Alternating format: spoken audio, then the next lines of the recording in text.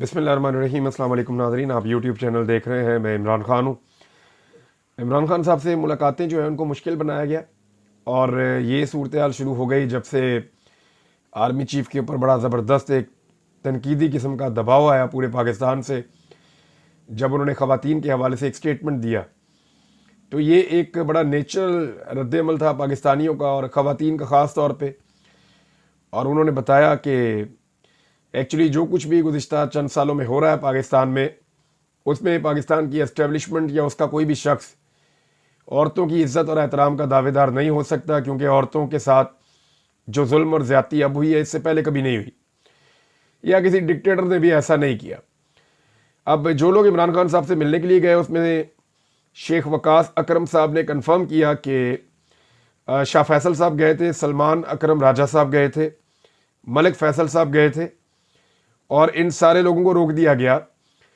और इन लोगों को 2 किलोमीटर पहले रोका गया, बकौल उनके पाकिस्तान तहरीक इंसाफ के सेक्रेटरी इंफॉर्मेशन के बकौल शेख वकास अकरम के 2 किलोमीटर पहले रोका गया।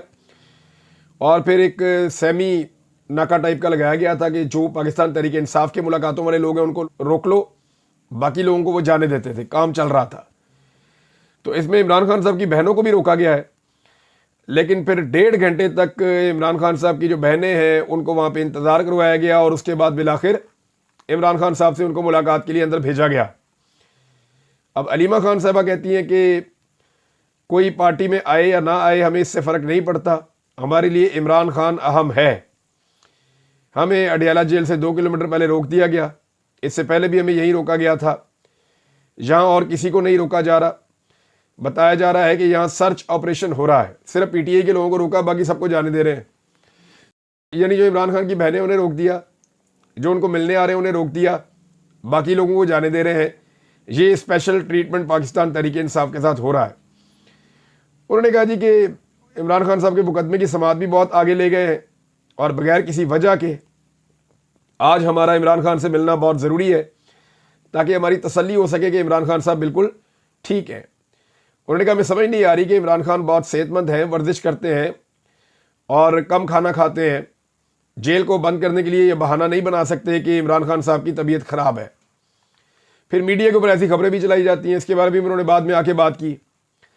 अब अलीमा खान साहबा कहती हैं कि इमरान खान साहब ने अंदर क्या कहा। पहले एक स्टेटमेंट जो इमरान खान साहब के हवाले से कोट हुआ वो ये है कि बुशरा बीबी को कैद तन्हाई में रख दिया गया है ताकि वो ब्रेक डाउन हो जाए, टूट जाए, और मैं मान जाऊं, चाहे धमकियां दें, दबाव डालें, मैं डील नहीं करूंगा। ये इमरान खान साहब का स्टेटमेंट है।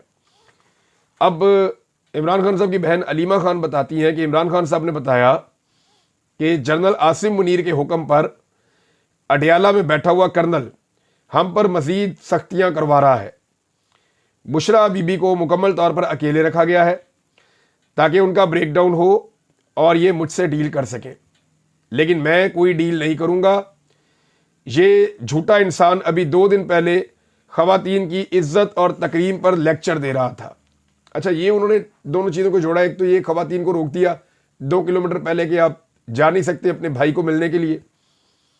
70 साल की उम्र है इन ख़वातीन की और इनके साथ ये सलूक हो रहा है। दूसरा, जेल के अंदर जो कर्नल है उसने बुशरा बीबी को जेल में कैद तन्हाई में डाल दिया इमरान खान साहब के बकौल। और उसके ऊपर जो है वो अलीमा खान साहबा कहती है कि ये झूठा इंसान अभी 2 दिन पहले ख़वातीन की इज्जत और तकरीम पर लेक्चर दे रहा था। तो ये उनका गिला और शिकवा भी है कि जनाब एक तरफ आप कहते हैं कि ख़वातीन की इज्जत और एहतराम, दूसरी तरफ आपने एक खातून को जेल के अंदर कैद तन्हाई में डाल दिया और बताया जा रहा है कि 3 हफ्ते से इमरान खान साहब की मुलाकात नहीं करवाई जा रही, ये क्लेम किया गया है। दूसरा, जो लोग मिलने गए बेचारे उनको 2 किलोमीटर पहले रोक दिया गया है। अब इसमें इमरान खान का स्टेटमेंट भी मैंने आपको बता दिया। मैंने आपको ये भी बता दिया कि अलीमा खान ने क्या कहा, और अलीमा खान ने एक पैगाम पहुंचाया सलमान अकरम राजा साहब को।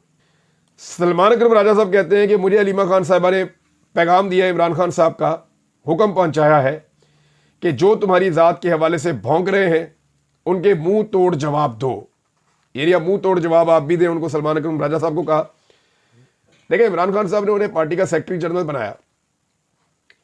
सलमान अकरम राजा बड़े बाउसूल आदमी, सब लोग इन्हें जानते हैं और बड़ी खुल के वो बात करते हैं और हमेशा अपनी बात को बड़े जोरदार तरीके से कहते हैं।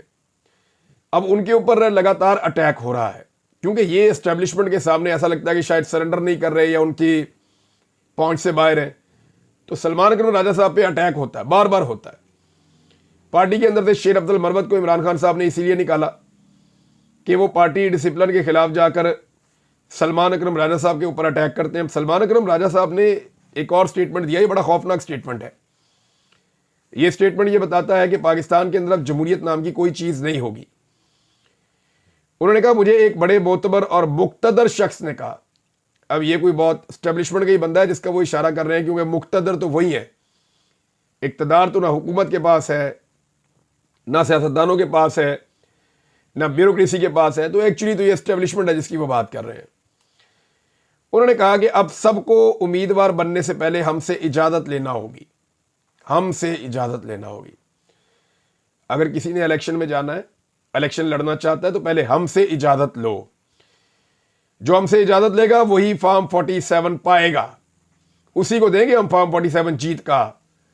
जो पर्ची है उसके हाथ में पकड़ाएंगे, तुम जीत गया है। जिसको हमारी तरफ से एनओसी होगा, जिसको हमारी आशीर्वाद हासिल होगी, वही एनओसी मिलेगा। अच्छे बच्चे बन जाओ, जान लो ताकत कहां है। ताकत तो फिर एस्टेब्लिशमेंट के पास है, ये बातें तो एस्टेब्लिशमेंट करती है। फिर चाहे फॉर्म 47 हमसे पहले ही ले लो और पहले लेकर रख लो। This is the new normal, ये जुमला बोला गया। अब सलमान अकरम राजा साहब कहते हैं कि उन्हें एस्टेब्लिशमेंट ने ये कहा कि this is the new normal, अब आप इसकी आदत डाल लें। अब जो पाकिस्तान में इलेक्शन लड़ने के लिए एमपीए या एमएनए का जाएगा, वो पहले जाके पाकिस्तान की एस्टेब्लिशमेंट से एनओसी लेगा कि जनाब मैं ये इलेक्शन लड़ना चाहता हूं, आपकी तरफ से इजाजत है। जब उसे इजाजत मिलेगी तो उसके बाद फिर वो इलेक्शन में उतरेगा। तो चाहे पहले ही, इलेक्शन से पहले ही फॉर्म 47 लेकर रख लेना। ये राउनत है, ये फिरौनियत है पाकिस्तान की एस्टेब्लिशमेंट की, आप अंदाजा करें। यानी वो फैसला करेंगे कि अवाम के वोट की हैसियत कोई नहीं है, वो हर चीज को बूटों तले रोंदते हैं। वो कहते हैं पाकिस्तान के अवाम नहीं, पाकिस्तान की एस्टेब्लिशमेंट में बंद कमरों में चंद लोग फैसला करेंगे कि किसको एमपी एमएनए बनाना है या किसकी हुकूमत लानी है या नहीं लानी।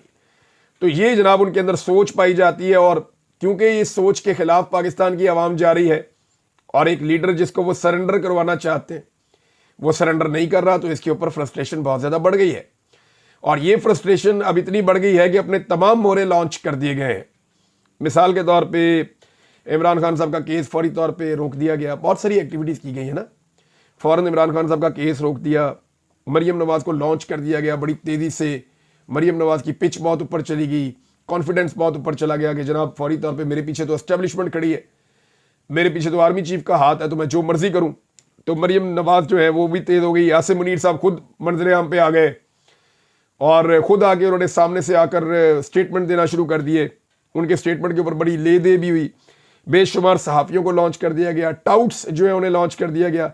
जो पाकिस्तान का चीफ टाउट है नवाज शरीफ, उनको भी लॉन्च कर दिया गया, हालांकि बड़े दिनों से मियां साहब चुप थे।